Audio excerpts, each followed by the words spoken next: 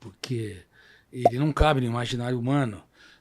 Nenhum ser humano conseguiria descrever, eu sou ficcionista, eu escrevo vários romances, conseguiria descrever a personalidade dele com as características completamente paradoxais, paradoxais no sentido não de minimizar, mas de ser capaz de falar para grandes multidões e considerar uma prostituta uma rainha, ser capaz de impactar os fariseus, impactar Jerusalém, ao mesmo tempo prestar atenção numa flor e dizer que ela é mais importante para a felicidade que grandes eventos. Olhai os lírios dos campos.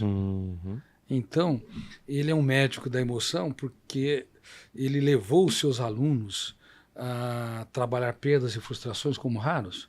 E o time que ele escolheu era um time extremamente problemático. Pedro era hiperativo, tenso e ansioso. João era bipolar. No momento era generoso e altruísta, no outro queria levar à morte quem não andava com Jesus. Tomé era paranoico, acreditava na teoria da conspiração. Olha o time. Mateus tinha o viés da corrupção. O mais normal era Judas, né? Judas Iscariote. O mais normal era Judas. Era o mais normal. E fez o que fez, o mais normalzinho. E era verdade. Era o mais transparente. Melhor formado também, melhor né? formado, o mais culto, o mais dosado, mas que, infelizmente, ele não se conhecia. Ele era um carrasco dele mesmo.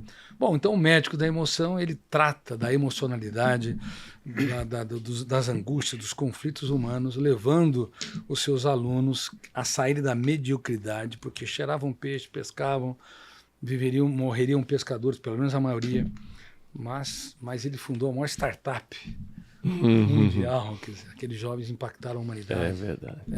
É impressionante como ele foi o maior líder da história, o homem mais inteligente e o médico da emoção. Eu já vou começar com algumas perguntas aqui, mais ligadas à minha área, depois o Flávio na área dele. Você acredita que se a humanidade estudar a forma que Jesus lidava com as emoções, a gente começa a entrar num processo de cura ou reedição emocional, somente estudando a história dele? Ali na história de Jesus estão todos os exemplos que a gente precisa para lidar com as emoções. E segunda pergunta já para emendar, qual é a maior ferramenta de gestão da emoção de Jesus? Bom, em primeiro lugar, ele treinou os seus alunos por 3 anos e meio. A educação é fundamental. Em segundo lugar, as religiões todas falharam.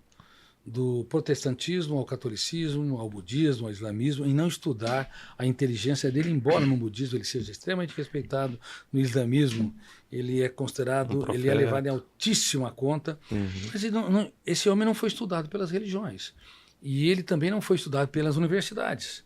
Harvard, Cambridge, Oxford são capazes de estudar pessoas que não impactaram muito a humanidade, mas ele foi o que mais impactou a humanidade, mas não foi estudado sobre os ângulos das ciências humanas. Então houve uma falha grotesca da teologia e das universidades.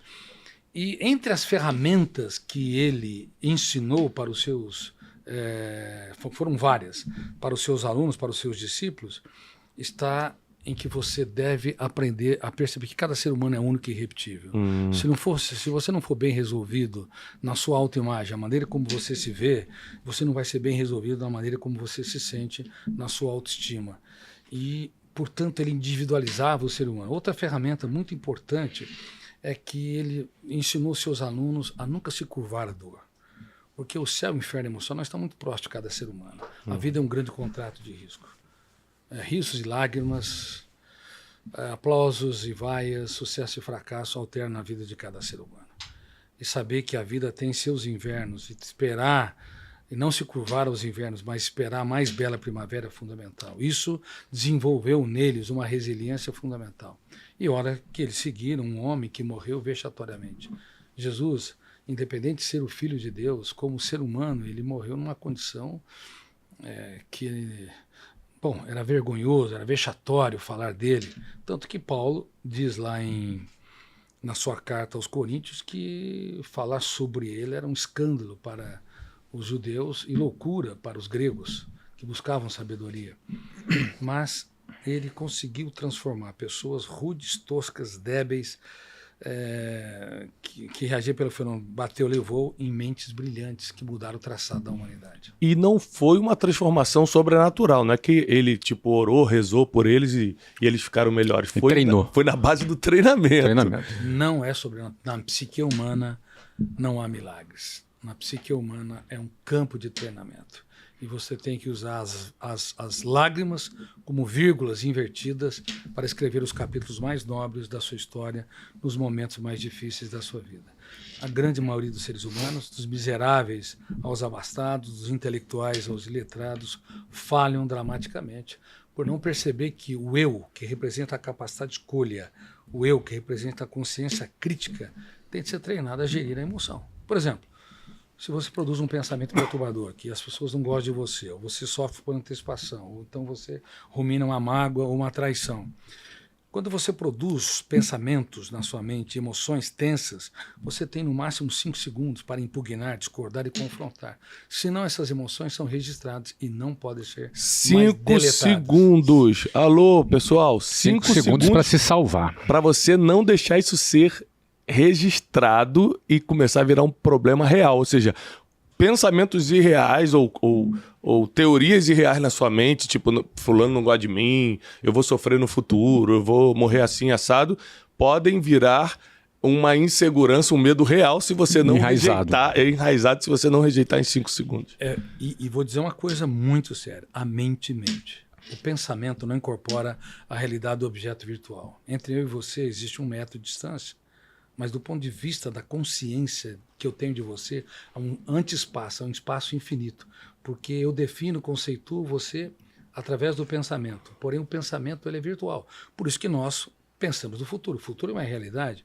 O passado é irretornável. Mas por que reconstruímos o passado e damos musculatura aos desafetos, às mágoas, às perdas? Porque a mente, na esfera da virtualidade, ela pode mentir, ela pode dar uma dimensão, distorção sem precedente. Por isso que há muitos escravos vivendo em sociedades livres. Há 800 milhões de pessoas que passam fome no mundo, que ingerem menos de 2.000 calorias, mas há mais de 7 bilhões de seres humanos desnutridos, cujo eu não consegue proteger a emoção e cujo eu não consegue impugnar, discordar e confrontar de pensamentos, os seus pensamentos perturbadores. Eu vou dar um treinamento agora na AMB, Associação de Magistrados do Brasil. Eu já fiz várias vezes com magistrados, muitas vezes também, várias vezes com a Polícia Federal, com os líderes, e vou falar, e vou dar mais uma ênfase. A mente humana é como um fora. Você tem que ter a consciência crítica. Você tem que ter o Ministério Público, você tem que ter uma acusação. Caso contrário, você se torna um psicopata. Porém, você também tem que ter um eu que é um advogado de defesa. E esse eu não pode abrir concessão. Caso contrário, nós nos tornamos nossos maiores algozes. Exemplo, quem cobra demais de si mesmo. Quem cobra demais de si mesmo é um carrasco de si. Ainda que possa ser ótimo para a sociedade, é péssimo para si mesmo. Porque registra janelas que encarceram o ser humano no único lugar que ele deveria ser livre.